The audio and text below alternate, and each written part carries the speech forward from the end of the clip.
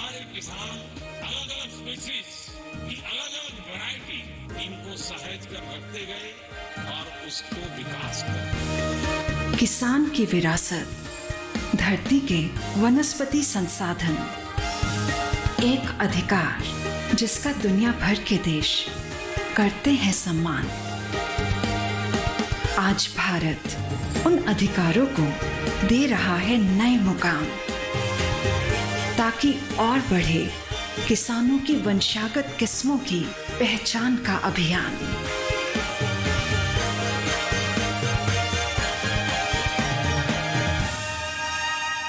नमस्कार, आप सभी का स्वागत कृषि दर्शन में। मैं हूं मुकुल शर्मा। कृषि दर्शन कृषि जगत का सबसे लोकप्रिय कार्यक्रम, जिसमें लगातार आपको हम जानकारी देते हैं क्या कुछ नया हो रहा है कृषि के क्षेत्र में। और हाल ही में हमने देखा ना सिर्फ जो कृषि स्टार्टअप कॉन्क्लेव है उसका आयोजन किया गया, और उसके साथ ही पीएम किसान सम्मान सम्मेलन का भी आयोजन हुआ था। इस दौरान बहुत कुछ खास रहा और उसी में से कुछ खास जो खबरें हैं वो आपके लिए हम लेकर आए हैं। क्या कुछ इसमें खास था, इसकी चर्चा करेंगे। आइए शुरुआत करते हैं कार्यक्रम की।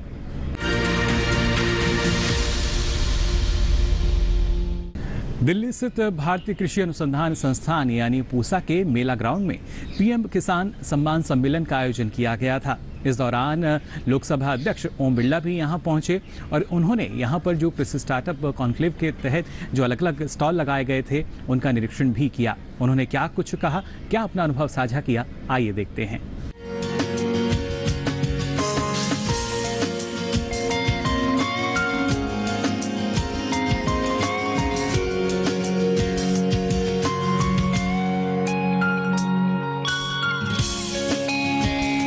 किसान सम्मेलन के माध्यम से प्रधानमंत्री किसान समृद्धि योजना शुरू की है, जिससे एक छत के नीचे किसान को फर्टिलाइजर, उसकी मिट्टी की जांच, उसके कुछ इक्विपमेंट और जो भी नई तकनीकी एग्रीकल्चर डिपार्टमेंट ने निकाली है वो एक प्लेटफॉर्म पर उपलब्ध हो जाएगी। मैंने आज यहाँ पर 2 दिवसीय मेले का आज अवलोकन किया और जिस तरीके से एग्रीकल्चर सेक्टर के अंदर, कृषि क्षेत्र के अंदर किसानों ने नए स्टार्टअप शुरू किए, विशेष रूप से नौजवानों ने नई टेक्नोलॉजी को लाए हैं और किस तरीके से किसान की आमदनी भी बढ़ सके, उसकी लागत बढ़ सके और टेक्नोलॉजी के कारण उसकी लागत कम हो सके। ये जितने भी स्टार्टअप मैंने आज देखे, मुझे आशा है कि आने वाले समय के अंदर कृषि क्षेत्र में एक व्यापक परिवर्तन होगा, बड़ा परिवर्तन होगा।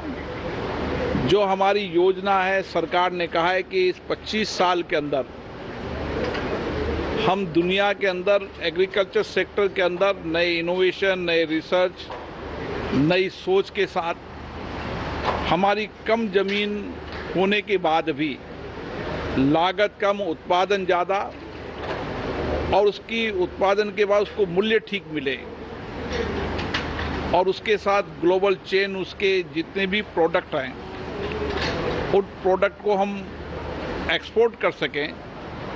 इस दिशा के अंदर मैंने कई आज इनोवेशन देखे, कई स्टार्टअपों को देखा। मुझे आशा है कि मेरे भारत के नौजवान जिस विज्ञान पद्धति, नई स्टार्टअप, नई सोच एग्रीकल्चर के अंदर जिस तरीके का उनका नया सोच है, जिस तरीके का एग्रीकल्चर के प्रति उनकी समर्पण है, वो एक किसान के बेटे हैं और किसान खेती करते हुए उन्होंने किस तरीके से परिवर्तन हो सकता है, नई आधुनिकता आ सकती है, उसके लिए जो काम किए उसके लिए बधाई के पात्र है। और इन सब नौजवानों के कारण एक भारत के कृषि क्षेत्र में एक व्यापक परिवर्तन होगा। तो लगातार देखिए हमारे देश में जो कृषि स्टार्टअप हैं उनको बढ़ावा दिया जा रहा है। और आपको बता दें, इस पीएम किसान सम्मान सम्मेलन में जिस तरीके से अलग अलग गतिविधियां जो है वो यहाँ पर हुई और कृषि स्टार्टअप के लिए एक बड़ा कॉन्क्लेव जो था उसका भी आयोजन किया गया। इसी को लेकर केंद्रीय कृषि एवं किसान कल्याण मंत्री श्री नरेंद्र सिंह तोमर ने क्या कुछ कहा, आइए देखते हैं। दिल्ली के पूसा मेला ग्राउंड में कृषि स्टार्टअप कॉन्फ्रेंस आयोजित की गई।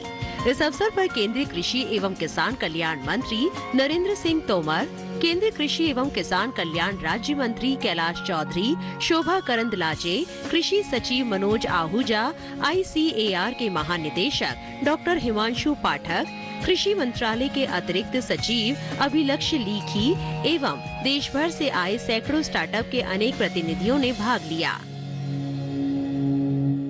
17 और 18 अक्टूबर को किसान सम्मेलन और स्टार्टअप्स का कॉन्क्लेव आयोजित किया गया। मुझे प्रसन्नता है और आप सबको भी प्रसन्नता होगी कि इस अवसर को और गरिमा प्रदान करने के लिए माननीय प्रधानमंत्री जी ने भरपूर समय निकाला, हम सबको उत्साहित भी किया, हम सबको दृष्टि भी दी और हमारा योग्य मार्गदर्शन उनके द्वारा हुआ। मैं इस अवसर पर आप सबकी ओर से माननीय प्रधानमंत्री जी का हृदय से बहुत बहुत धन्यवाद करता हूं, उनका आभार प्रकट करता हूं। कल बड़ी संख्या में किसान भी थे और स्टार्टअप्स भी थे।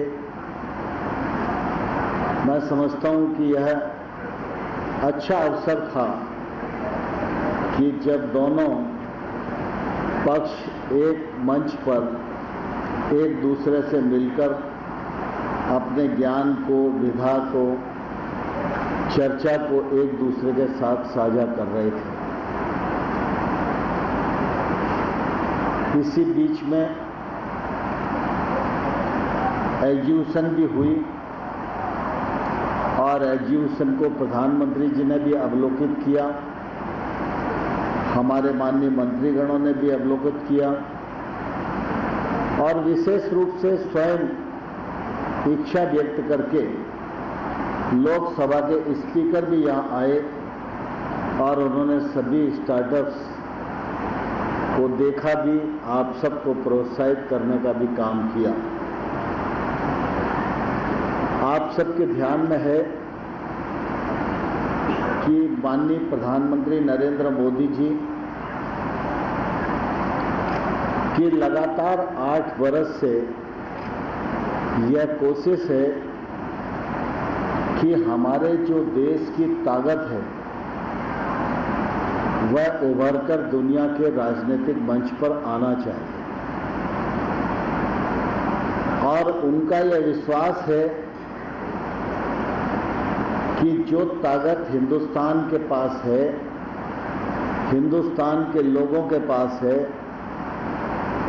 हिंदुस्तान के स्टार्टअप के पास है, हिंदुस्तान के किसान के पास है, हिंदुस्तान के नौजवान के पास है, हिंदुस्तान की शिक्षा के पास है, यह ताकत इतनी बड़ी ताकत है कि अगर ताकत का इस्तेमाल योजित तरीके से लक्ष्य का संधान करके सब मिलकर करें तो वो दिन दूर नहीं होगा जब भारत दुनिया के मार्गदर्शन करने की हैसियत में दुनिया के राजनीतिक मंच पर खड़ा होगा। और इसलिए आप सब ने अनुभव किया होगा कि प्रधानमंत्री जी की विदेश यात्राएं तो हमेशा से होती रही हैं, लेकिन नरेंद्र मोदी जी जब विदेश गए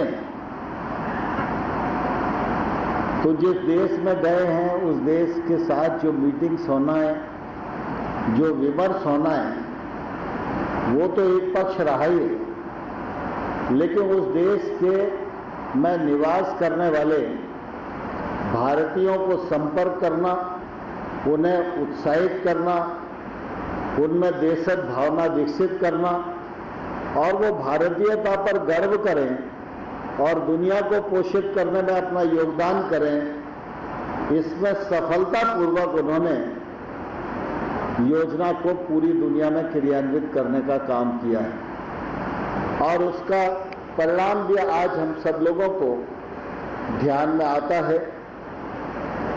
एक समय था जब हमारे हिंदुस्तान का ही कोई आदमी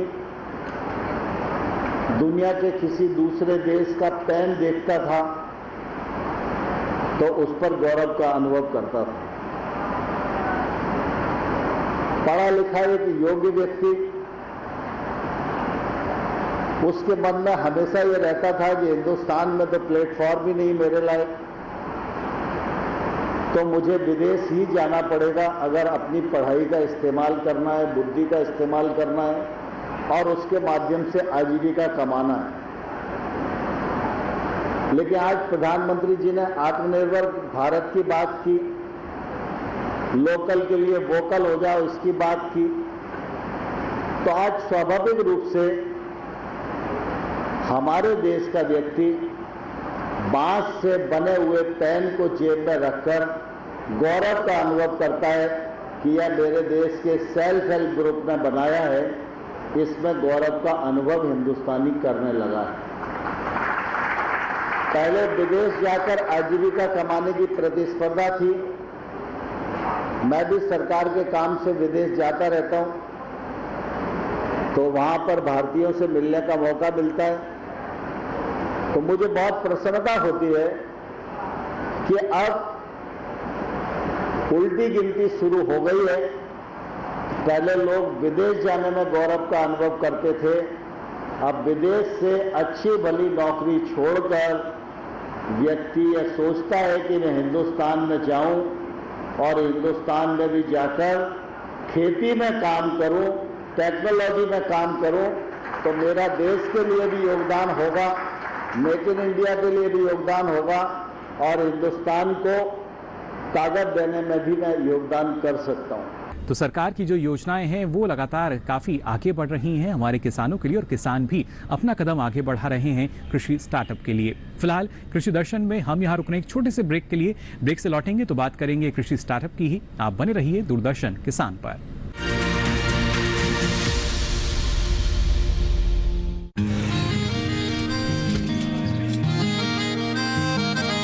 क्या बात है भाई, आजकल तो काफी खुश नजर आ रहे हो। क्यों ना हो, अब मैं ऑर्गेनिक खेती जो कर रहा हूँ ये पूरा प्राकृतिक है, ऑर्गेनिक है। इसमें हमारे खेत, हमारी फसल और हमारी जेब सब फायदे में होते हैं और इसमें लागत भी कम है। जी हाँ, आप भी ऑर्गेनिक खाद का प्रयोग करें, अपनी फसल और मिट्टी को तंदुरुस्त बनाएं और आपकी आमदनी में इजाफा करें। अधिक जानकारी के लिए किसान call centre toll free number 1800-180-1551 पर कॉल करें और लॉग ऑन करें kisan.gov.in और farmer.gov.in। कृषि और किसान कल्याण मंत्रालय द्वारा किसान हित में जारी।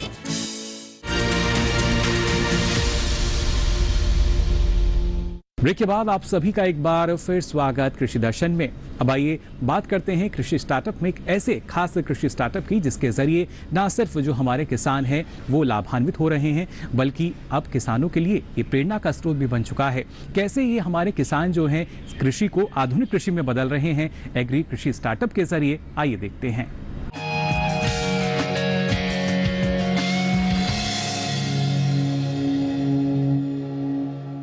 गरुड़ा किसान ड्रोन के स्टॉल पर मौजूद हूँ। देखिए मौजूदा सरकार किसानों को मजबूत करने के लिए कितने जतन कर रही है, किस प्रकार की टेक्नोलॉजी जो है किसानों के बीच लेकर आ रही है। हमारे जो स्टॉल पर मौजूद है सर, इन्हीं से जानते हैं। क्या नाम है आपका? मैम मेरा नाम है इंजीनियर प्रतीक। हाँ।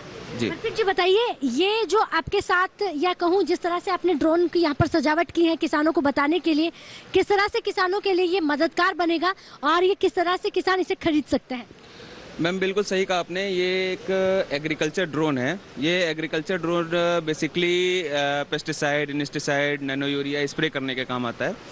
जो इसमें आज की बात करें तो हमारी जो प्रेजेंट टाइम की केंद्र सरकार है उसमें उन्होंने मतलब ड्रोन में बहुत सारी सब्सिडी लाई हुई है। एग्रीकल्चर क्षेत्र को बढ़ावा देने के लिए। प्रेजेंट टाइम में मैम इसमें 4 तरह की सब्सिडी हैं, 40%, 50%, 75% और 100%, राइट मैम। इसकी प्रेजेंट टाइम की जो वैल्यू है वो 5 लाख रुपीज़ है। जो 100% की जो सब्सिडी है वो कृषि विज्ञान केंद्र, एग्रीकल्चर यूनिवर्सिटीज़ के लिए और पब्लिक सेक्टर यूनिट्स के लिए है। और जो 75% की जो सब्सिडी है वो FPO, जो फार्मर प्रोड्यूसर ऑर्गेनाइजेशंस होते हैं, जो 100-200 किसान का एक ग्रुप होता है सभी जगह, उनके लिए 75%, और जो इंडिविजुअल हैं, जो किसान हैं, उनके लिए 40 और 50% की सब्सिडी है मैम। जी, कब इसकी लॉन्चिंग हुई थी और किसने की थी? मैम लॉन्चिंग इसकी इसी साल हुई थी मैम, फरवरी में, और माननीय नरेंद्र मोदी जी ने इसकी लॉन्चिंग करी थी मैम। जी। तो क्या आपने इस बारे में जितनी तमाम चीज़ें कही हैं, लेकिन किसान इतनी आसानी से इसे खरीद नहीं पाता है, तो सब्सिडी के माध्यम से किसान इसे खरीद लेता है, लेकिन बाकी ड्रोन से ये कितना अलग है?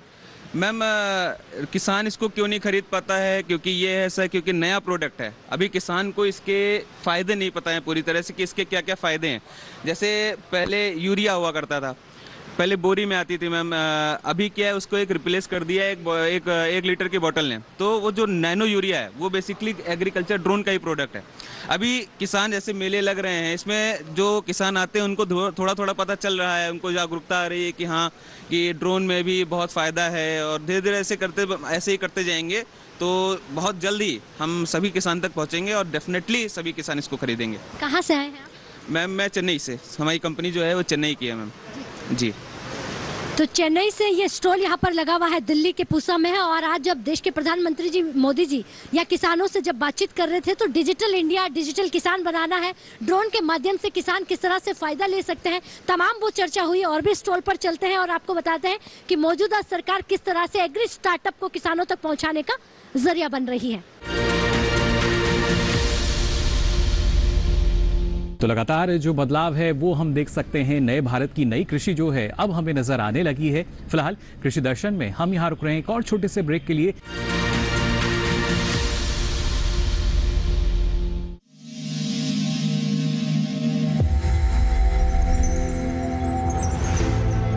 आत्मनिर्भर किसान भारत की शान। उत्पादन में आत्मनिर्भर होने के साथ साथ फसल की कटाई के उपरांत उपज की हानि को रोकने, ग्रामीण क्षेत्रों में रोजगार सृजन करने और बीज से बाजार तक के विजन को मजबूती देने के उद्देश्य से 1 वर्ष पूर्व माननीय प्रधानमंत्री श्री नरेंद्र मोदी जी ने एक महत्वाकांक्षी केंद्रीय योजना एग्रीकल्चर इंफ्रास्ट्रक्चर फंड की शुरुआत की। इस आधुनिक इंफ्रास्ट्रक्चर से कृषि आधारित उद्योग लगाने में एक बहुत बड़ा बदलाव आएगा और बहुत बड़ी गति आएगी। साथियों, अब हम उस स्थिति की तरफ बढ़ रहे हैं जहां गांव के कृषि उद्योगों से फूड आधारित उत्पाद शहर जाएंगे, और यही तो आत्मनिर्भर भारत अभियान का संकल्प है। एग्रीकल्चर इंफ्रास्ट्रक्चर फंड से पात्र लाभार्थी गोदामों का निर्माण कर सकते हैं, छटाई या ग्रेडिंग इकाई, पैकिंग हाउस, सप्लाई चेन और कोल्ड चेन जैसी सुविधाएं, या फिर प्राथमिक कृषि प्रसंस्करण केंद्र की स्थापना कर सकते हैं। इस योजना के तहत पात्र लाभार्थियों को 2 करोड़ रुपए तक के ऋण पर अधिकतम 7 वर्ष के लिए ब्याज में 3% तक की छूट दी जा रही है। ऋण पुनर्भुगतान के लिए 6 महीने से 2 वर्ष तक मोरेटोरियम की सुविधा भी उपलब्ध है। इस योजना ने अब तक सफलता की कई मिसालें कायम की हैं, जैसे कि मध्य प्रदेश के लाभार्थी श्री विपिन त्रिपाठी ने एग्रीकल्चर वेस्ट से बायोफ्यूल बनाने का इनोवेटिव प्राइमरी प्रोसेसिंग सेंटर लगाया है। लोन मिलने की वजह से हम समय पर सारी मशीनों का प्रोक्योरमेंट और सारा सिविल वर्क टाइम पे करवा पाए, जिससे ये प्रोजेक्ट को लगाना संभव हो पाया। राजस्थान के लाभार्थी श्री यशवर्धन मुंद्रा ने सॉर्टिंग एंड ग्रेडिंग यूनिट लगाकर रोजगार के अवसर पैदा किए हैं।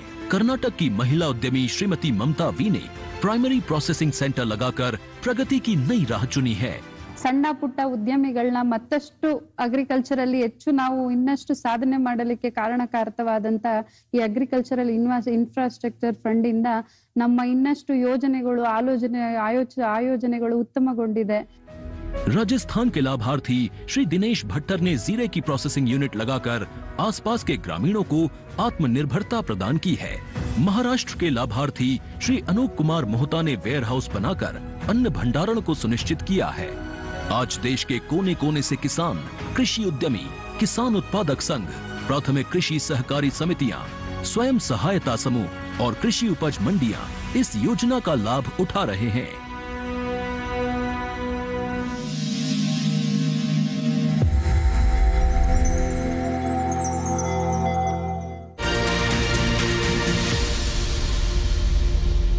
ब्रेक के बाद आप सभी का एक बार फिर स्वागत कृषि दर्शन में। अब आइए देखते हैं आज फार्मिंग इंडिया में आपके लिए क्या है खास।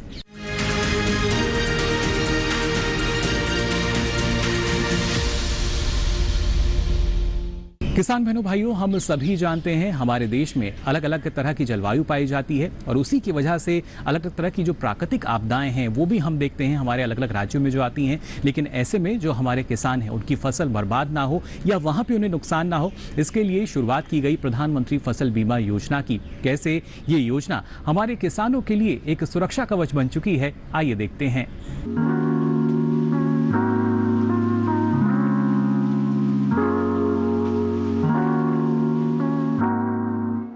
प्रधानमंत्री फसल बीमा योजना के तहत प्राकृतिक आपदा, कीड़े और रोग की वजह से सरकार द्वारा अधिसूचित फसल में से किसी नुकसान की स्थिति में किसानों को फसल बीमा और वित्तीय सहायता देना मुख्य काम है। इसके अलावा किसानों की खेती में रुचि बनाए रखने के प्रयास एवं उन्हें स्थायी आमदनी उपलब्ध कराना भी इस योजना का उद्देश्य है। कृषि के क्षेत्र में दिनों दिन हो रहे बदलाव और नई आधुनिक पद्धतियों को अपनाने के लिए प्रोत्साहित करना भी इस योजना का एक उद्देश्य है। इस योजना के अंतर्गत प्राकृतिक आपदाओं के कारण खराब हुई फसल के मामले में बीमा प्रीमियम बहुत कम रखा गया है। किसानों को खरीफ की फसल के लिए 2% प्रीमियम और रबी की फसल के लिए 1.5% प्रीमियम का भुगतान करना पड़ता है। इस योजना का लाभ उठाने के लिए कुछ किसान कुछ विशेष बातों का ख्याल रखें। जैसे फसल की बुआई के 10 दिनों के अंदर प्रधानमंत्री फसल बीमा योजना का फॉर्म भरना जरूरी होता है। फसल काटने से 14 दिनों के बीच अगर आपकी फसल को प्राकृतिक आपदा के कारण नुकसान होता है, तब भी आप बीमा योजना का लाभ उठा सकते हैं। बीमा की रकम का लाभ तभी मिलेगा जब आपकी फसल किसी प्राकृतिक आपदा की वजह से ही खराब हुई हो। किसान प्रधानमंत्री फसल बीमा योजना के लिए ऑफलाइन और ऑनलाइन दोनों तरीके से फॉर्म भर सकते हैं। अधिक जानकारी के लिए किसान नजदीकी बैंक की शाखा में जाकर फसल बीमा योजना का फॉर्म भर सकते हैं और इस योजना का लाभ उठा सकते हैं। किसानों के हित के लिए केंद्र सरकार द्वारा नित नए नियम और योजनाएं बनाई जा रही है। ऐसे में साल 2016 में प्रधानमंत्री फसल बीमा योजना भी सरकार द्वारा चलाई जाने वाली योजना है, जिससे किसानों की सहूलियत और बेहतर विकास होने में मदद मिल सके। बीते सालों में इस योजना का लाभ उठाकर किसानों ने और भी मजबूती के साथ कृषि में अपना योगदान देकर सफलता हासिल की है। इस योजना का उपयोग कर भारत के लगभग हर प्रदेश के किसान काफी हद तक लाभान्वित हुए हैं। साथ ही साथ अपनी आय दुगनी करने में भी इन्हें इस योजना के जरिए मदद मिली है। अनंत असीम प्रकृति और उसमें निहित जीवन के रहस्यों के गूढ़ स्रोत, प्लांट जेनेटिक रिसोर्स। अपनी बायोडायवर्सिटी के संरक्षण और संवर्धन के लिए भारत पूरी तरह संवेदनशील है। वैज्ञानिक दृष्टि और समृद्ध कृषि परंपरा के साथ भारत जैविक विविधता के संरक्षण के लिए प्रतिबद्ध है।